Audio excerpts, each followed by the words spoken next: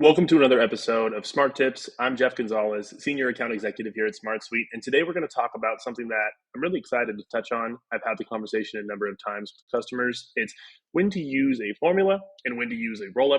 What are the similarities? What are the differences? Let's dive in and find out. We are in a project management solution. We're looking at the budget allocated for each of these individual projects. This is a standard currency field in which we've clarified that we've allocated $6,000 for Gamma product packaging, and so on and so forth down the list. What if we want to track what we've spent towards completing that project? That's going to be done at the task level. And so if we're looking at each individual task, we can see that we have a spend field type in which we've clarified how much we've spent completing these tasks. We see 3,000 for reporting engine, and so on and so forth as we go down the list. But if we're living at the project level and we want to get an idea of how much have we actually spent on each of those individual tasks that are linked. You could do it manually, but with the power of SmartSuite, you never have to do things manually. You can use, in this example, a rollup field. And so this rollup field is looking into the project tasks linked record field type, and it is going to roll up the field spend, and it's going to get a sum of what we've spent across all of those different tasks that are tied to each record that lives here at the project level. We see the result here. It's doing the work for us. You can leave your phone in your pocket. No need to bring out the calculator.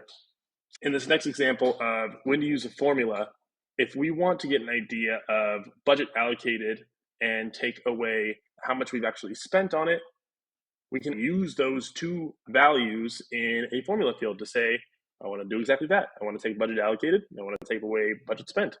A formula can take the roll up and include it in an equation, which is awesome. In some people's ideal state, they don't want very many field types, right? They want to keep it very slim, sleek. And so they really just want to get to this budget status number without having the additional field here for roll-ups. You can actually do that as well in formulas.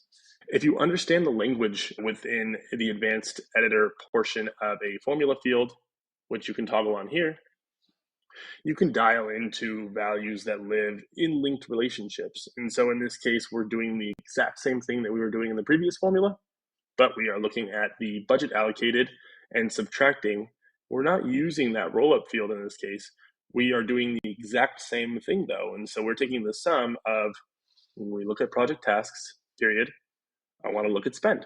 We are taking a sum of the spend field type when that task is linked to each individual record. And as we see, the values match up perfectly. And that is the difference between when to use a formula and when to use a rollup.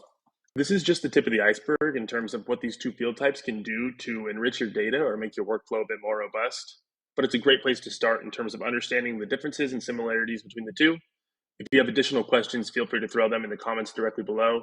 Join our community and start a thread, or go into your very own SmartSuite workspace and start a chat with somebody on our team directly. Most importantly, though, keep building.